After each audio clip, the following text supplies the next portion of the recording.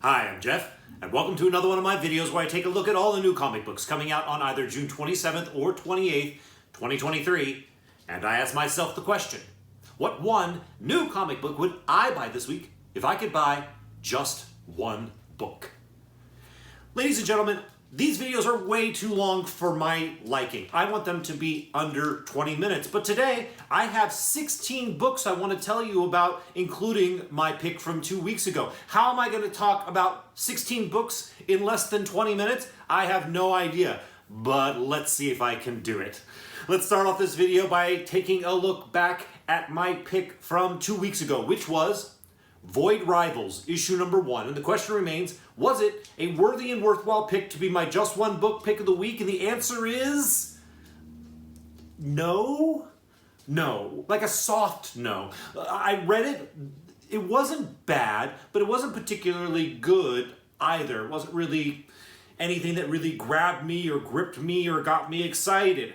But that's just me. There is something in there that would get a certain group of people very excited. Now, if you're spoiler sensitive and you don't want to know anything about this, skip to the next section where you see a different picture here. But if you are okay with spoilers about this comic book and also about the most recent Transformers movie, here we go. So, this Void Rivals book is actually part of what they call the Energon universe, which is a shared universe with Transformers and G.I. Joe. So Robert Kirkman and Image and all these people have now the ability to start new stories about the Transformers and G.I. Joe in this new shared universe. That is pretty exciting. Transformers and G.I. Joe are cool and have been around for a long time, so for 80s kids like me, it sounds like fun. In addition, the Transformers movies, a movie that just came out, had a scene after credit, it wasn't quite after credit, around the credit scene that showed that the Transformers movie franchise is also going to be tied into the same universe as the G.I. Joe movie franchise that is allegedly on its way. So we're seeing all this synergy between Transformers and G.I. Joe, not only in the movies, but also in Void Rivals. So that's exciting. Robert Kirkman's a big deal. Transformers and G.I. Joe are a big deal. So this is all big news, but nobody on the secondary market cares. This book, Void Rivals, has not increased in value as far as I can tell. The only one that people were really interested in was the 1:100 ratio spoiler variant, because it featured the Transformer from issue number 1 on the cover. So the only really interesting or exciting or compelling part of Void Rivals for me was the appearance of a Transformer. The rest of it was kind of meh, so I give it a soft no. I will not keep reading it, but I will keep it on my radar. All right, let's go ahead and move forward now, somehow getting this under 20 minutes, and talk about my honorable mentions for this week. The first one I have is a new book. It is called Joseph, 1957, issue number 1 of a 2-issue limited series from CEX. They're new to me. They're vaguely familiar. I don't know them. They're going to come up, I think, once or twice more today. Here's the description. You all know about Leica, the cosmonaut dog sent into orbit on Sputnik 2. But no one knows about Joseph, the first gorilla in space. Born on Joseph Stalin's birthday and subjected to terrible genetic experiments, Joseph soon grew far too powerful. The leadership of the Soviet Union did all they could to stop him, but not everything went as planned. This one's kind of interesting to me. I'm into space stuff, and this is definitely in that category. If that kind of stuff interests you as well, maybe consider checking out Joseph 1957, out this week. The next honorable mention I have for you is a new book. It is called Diabolical, issue number 1. I don't know exactly who the publisher is for this. It's unclear to me. Here's the description. The infernal first issue of Diabolical features 2 bizarre tales of kaiju monsters, mutant gangs, and mysterious underworld score settling. Each issue will include a story from a guest writer and a solo story by Noah Bailey. Only 500 available, subject to allocation. It's an $8 book that's an open order, but there's only 500 of them that are going to be printed. I say if you see this book on the shelf at your LCS, maybe you consider picking it up, because it's going to be at the very least rare, and rare sometimes equates to valuable, but people need to want it. So we'll see how that goes. The next book I want to tell you about is a new book. It is called Sunshine Patriots, issue number 1 of a 2-issue limited series from Fair Square Comics LLC. Here's the description. You think you've read everything about Hollywood? Think again. And when legendary creator Howard Chaykin is in the director's chair, expect the unexpected.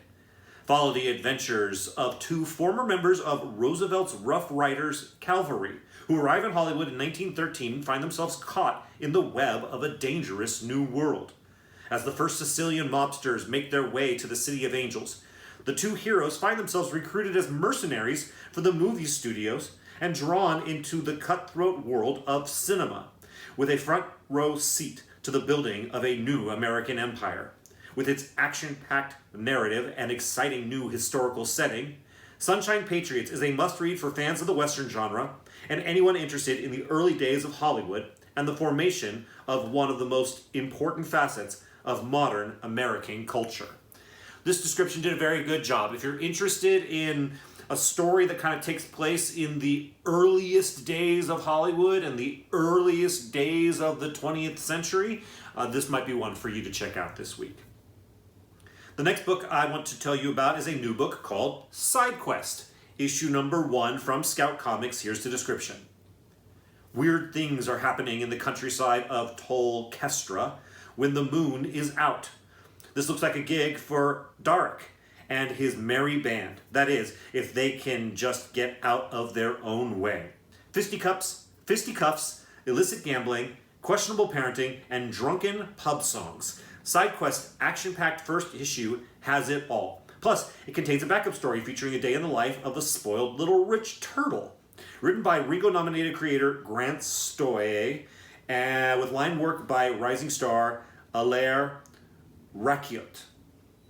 Okay, so this doesn't really sound that interesting to me this week, but it's new, and I want you to know about what's new, so that's an FYI for you.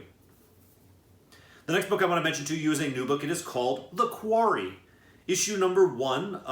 It's a new series from Scout Comics. Here's the description. After a recent family tragedy, a boy sets out to purchase a Christmas tree with the help of his deceased big brother's girlfriend, Katie.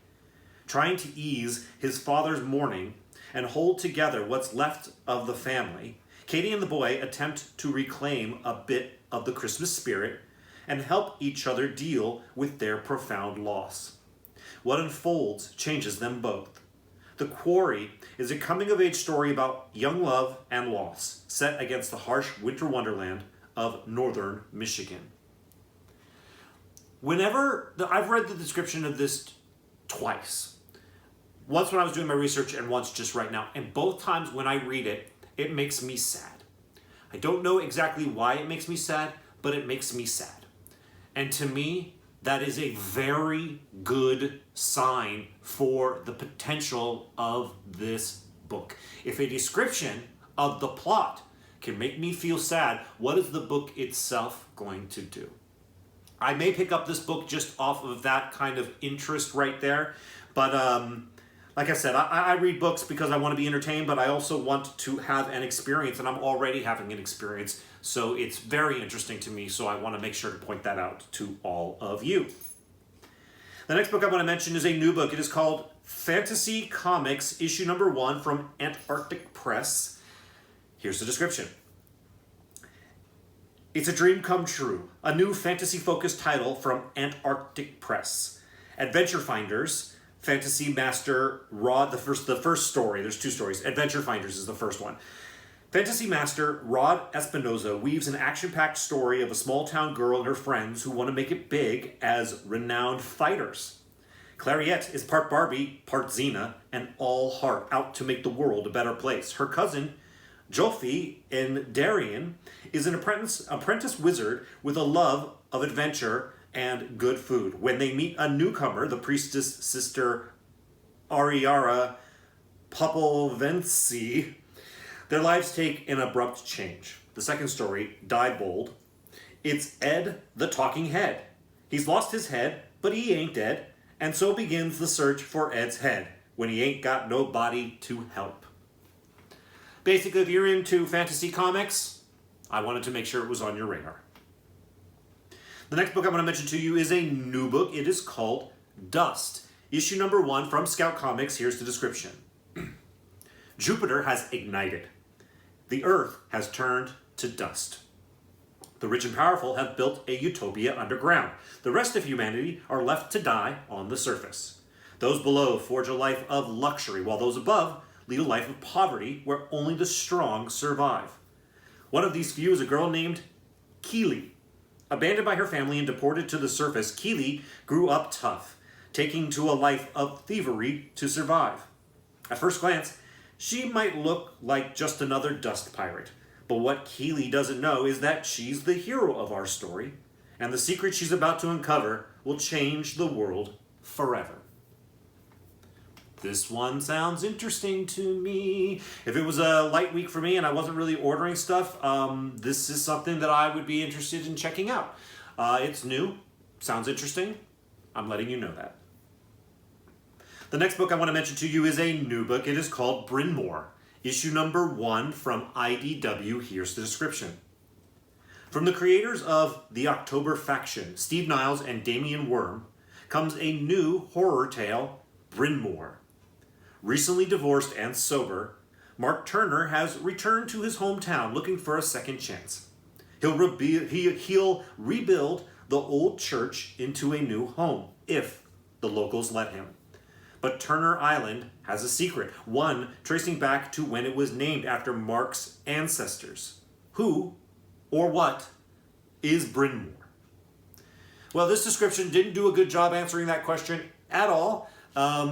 I have to say, there's not much in this description for me to get excited about, but it's new, so I tell you about it. The next book I want to tell you about is another new book. It is called Starfinder, Angels of the Drift. Issue number 1 from Dynamite Comics. Here's the description. A bold crew of adventurers must race to an isolated world to stop a catastrophic war for faster-than-light technology.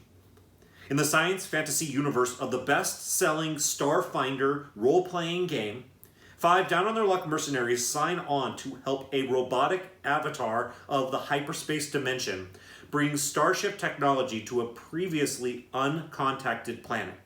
But with sinister forces bent on exploiting the new world, it'll take all the heroes' guns, wits, and magic to make it off their space station alive. From Starfinder RPG co-creator James L. Sutter and artist Edu Mena comes the launch of a brand new out-of-this-world adventure. Well, I have to say the comic book itself doesn't sound that interesting to me, but if I was a fan of the Starfinder role-playing game, I might be very, very interested in this. So if for some reason you have been playing the game and you want to read the comic book, now's your chance. The next book I want to mention to you is Thor, number 35 from Marvel Comics. Here's the description.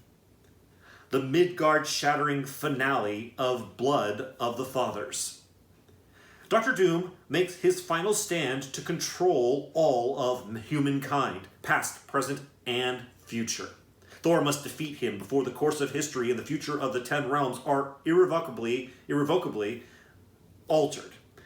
But taming a force powerful enough to destroy free will itself might prove to be a greater challenge than Thor could have imagined.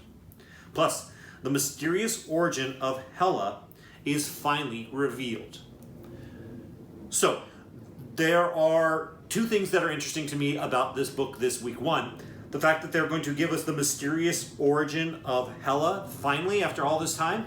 That's interesting to me. I thought Hela was excellent, fantastically portrayed by Kate Blanchett, it was, I believe, right? In Thor Ragnarok. That got me really, really interested in the character. And so now here's an opportunity to get more information about that character. So I'm definitely going to flag that for that reason. But there's another reason I want to point out this book to you. Now, you see here on the A cover, you see Hela with her hand out, and she has this gauntlet here. Now somebody told me what this gauntlet was at one point. I forget what this gauntlet is called. Let me know down in the comments, and for everybody else's benefit, what's the name of this gauntlet? I know it's a thing, but here she is. She's got the gauntlet right there. Well, the last time anybody was really, really excited about this gauntlet was when this happened right here in Thor issue number 6. This was an image toward the end. I believe, if I remember it correctly, Thor... There's a thing like you look at the Black Winter, and the Black Winter shows you how you're going to die, and when he did, Thor saw this, which was Thanos with the Infinity Mjolnir kind of gauntlet type of thing, and also with this black glove, by holding it like this. Now that's interesting, but I want to tell you, I took the image from the A cover of this Thor book that's coming out this week, this issue number 35. I blew it up and twisted it a little bit. And I compared it up to a blown up version of Thanos with the gauntlet holding the Infinity Mjolnir in his hand. And look at this. Now I know the quality's not great, and I know that they're not an exact match at all, but those fingers are almost exactly the same. Now, it's just so close that it's hard for me to think that it was a complete coincidence that they're that close, that the image from Thor 6 and the image from Thor 35 would match that closely. So, if you were ever excited about that image you saw in Thor 6, you might consider at least keeping Thor 35 on your radar to see, is there going to be a connection between that moment in issue number 6 and what's happening in 35 or not? Was it just a coincidence? But it's too close to completely ignore, so I point that out to you. All right, the next book I want to mention to you is a new book. It is called Power Rangers Unlimited. It says Coinless. Oh, The Coinless. Issue number 1 from Boom Studios. Here's the description. As if the medium-spanning fan-favorite villain Drakon wasn't enough of a threat, Mistress Vile has special plans, ones that will bring the Rangers' greatest foe into our world. But this scheming isn't without consequences for Drakon, and he'll have to take a page from the Book of Zordon if he wants the world of the Coinless to survive. But who would be unhinged enough to join his team? If they have a choice, as if they have a choice. In anticipation of the monumental 30th anniversary of the Mighty Morphin Power Rangers franchise, acclaimed Dead Mole and the Dark Crystal Age of Resistance writer Adam Cesare teams up with Mighty Morphin artist Moises Hidalgo to present the last Rangers anyone would want to be, that fans didn't know they needed. I mentioned this book this week because, much to my surprise, 30 years after the Power Rangers first showed up, people are still really into the Power Rangers. So if you're really into the Power Rangers, good news for you. You've got something new to check out this week. The next book I want to mention to you is a new book. It is called Creed, The Next Round, issue number 1 of a 4-issue limited series from Boom Studios. Here's the description. 10 years after the events of the blockbuster Creed 3, Amara Creed is on her own path, stepping outside her father Adonis Creed's shadow and training like there's no tomorrow. But when her division opponents no longer present a challenge, Amara's drive will have her following in her father's footsteps, going underground. She'll also need the perfect trainer, but perfection comes with tangled strings attached. Superstar writers LaToya Morgan and Jai Jamestown, artist Wilton Santos, alongside Creed 3 director and star Michael B. Jordan, bring Creed to comics in a story no fan of the franchise can afford to miss. I was a little bit surprised that there was a Creed comic book coming out this week. I did a little research and I was like, is this the first time we've seen these characters in a comic book form? Because the timing seems a little bit off for me. And based off of what the description says and based off of what my limited research showed me, this is the first time we're seeing Amara Creed or Adonis Creed in a comic book. So if a first appearance of these characters from the movies interests you in comic book form, I wanted to make sure it was on your radar. All right, now we are going to move on to one of my favorite special segments that I have in these videos, and you probably have already guessed it. Yes, it is Tynan Time. Yes, it's time for Tynan Time once again, where we take a look at books written by my guy, James Tynan IV. There are 3 that I am talking about this week. The first one that I want to tell you about is Blue Book, issue number 5 of a 5-issue limited series. I don't need to read the description. If you've been watching these videos, you already know what Blue Book is about, but I'll tell you really quickly. It's about it's a story of the first people to allegedly ever get abducted by aliens. It's been an interesting way for me to be exposed to the story. I didn't know this story before reading this comic book. It's been interesting. It's far from fantastic. It's really either for the hardcore James Tynan IV fans or hardcore like alien enthusiasts. But I don't think it's for people in general. But I'm a fan of James Tynan IV a lot, and I've been enjoying it. So I am picking up issue number 5 this week. The next book I have to tell you about in Tynan Time is World Tree, issue number 3 from Image Comics. Here's the description. World Tree holds the keys to understanding why Ellison Lane's kid brother carried out such an unimaginable atrocity. But it may already be too late to stop the Undernet from destroying someone else Ellison loves. The next horror must-read from multiple Eisner Award-winning writer James Tynan IV and Fernando Blanco continues. If you've been paying attention to my videos, once again, you know how much I am enjoying World Tree. World Tree is dark, twisted, uncomfortable,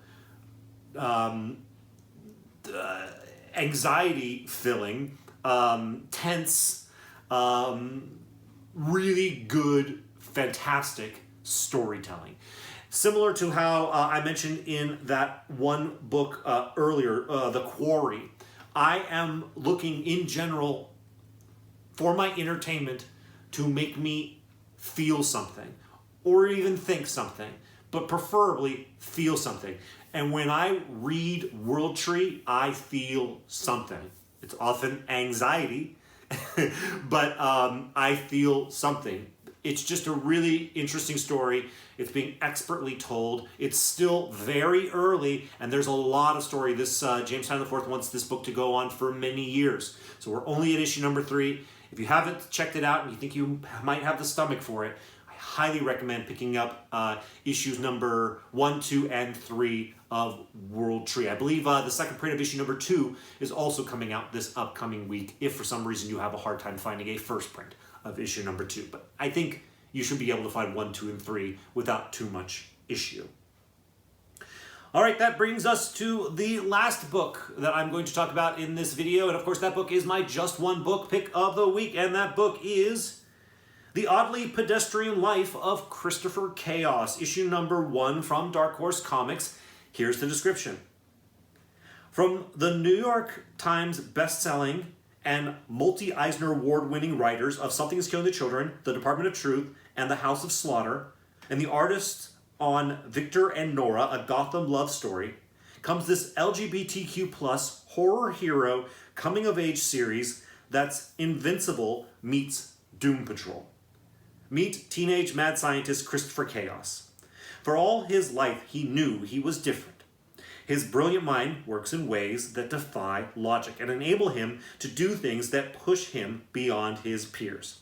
Unfortunately, these abilities have also caused great pain in his personal life, leading others to fear him and leaving Christopher with profound loneliness and guilt.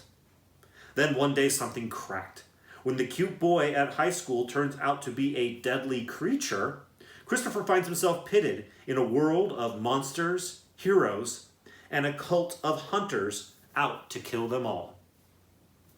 So, the obvious reasons why I am interested in this book and why it's my just one book pick of the week. It's an idea by my guy, James Tynion IV. And you know that he's involved in the development of the story. So is Nick Robles, or Robles. I think it's Robles. But this is written by Tate Brombal. Tate Brombal has written, I believe he wrote the first 5 issues of House of Slaughter, and he wrote the issues 11 through 15 of House of Slaughter. He works very closely with James Tynion IV. I will be perfectly honest with you. I don't think he's quite as good as James is. But nobody is, in my mind. So that's really not a fair comparison. But under the guidance of James Tynion IV, I feel that Tate does a perfectly wonderful job with the writing duties that I have read from him so far. I'm very happy with it. So Tate doesn't take anything away from Tate to say he's not as good as James, because James is the greatest. So the James Tynion IV of it is, of course, very interesting to me. The issue number 1 of it is very interesting to me. Now, this book started off as one of James Tynion IV's Substack offerings, and it was unclear as to what the life of it was going to be. Then he announced that it was going to be going to Dark Horse for physical publications of issues, the first of which we're getting this week. But still, it was unclear what the future of the Oddly Pedestrian Life of Christopher Chaos, or just Christopher Chaos for short, what it was going to be. Well, since the announcement of this title through Dark Horse was made, we learned a couple things. One, it's now going to be an ongoing series. It is not a limited series. It is an ongoing series. So I guess the expectation is for it to go at least a year, if not many more years than that. And I do know from what James Tynion IV has said that he's really hoping that it's much more beyond that first year. In addition, apparently, issue number 1 has already sold out at the distributor level and will be getting a second print. So there's lots of interest there, apparently, that, it's already going to the second print. It's not a be-all, end-all, but it's at least indicative of a certain level of interest. And I have read this. And I know, listen, I understand, people want their entertainment to be escapist, and they don't want it to be political, and they don't want it to have an agenda. So I understand if you hear me mention from this description the LGBTQ plus aspect of it, you might be like, I don't want to read something that's political. From my experience of reading this comic book, it's not political. It just happens to be that Christopher Chaos is gay, and he's in high school, and he's got a crush on a boy. It's not hitting you over the head with any kind of agenda. It is just part of the character. So I would not be put off by that at all. This also does kind of sort of lean a little bit into the young adult category. It's definitely not as dark or graphic as certain things like World Tree or Something is Killing the Children. It's a little bit more in the Wind category, but I would say Wind could appeal to younger teens. I would put this more into the older teens and above category. It's going to feature classic monsters, versions of classic monsters throughout the stories, and I like monster stories well told, especially when there's a new twist put onto it. And this appears to me to be a comic book that is going to give us monster-themed stories. Christopher Chaos is himself a mad scientist, told in a new and interesting way by some of the most talented people in the industry. So for all of these reasons, that is why The Oddly Pedestrian Life of Christopher Chaos, issue number 1, is my just one book pick for this week. Well, I can almost guarantee that this video was not under 20 minutes. Hopefully it's closer to 25 minutes. There were just too many books. I really tried to cut a lot of them out, but there's all of them I wanted you to at least have on your radar. So thank you for sticking with me all the way to the end. If you like this video and it's helpful for you, please hit the like button. That's helpful for me. And if you haven't already subscribed, I invite you to go ahead and do so. Thank you all so much for watching this video. I'll see you in the next one.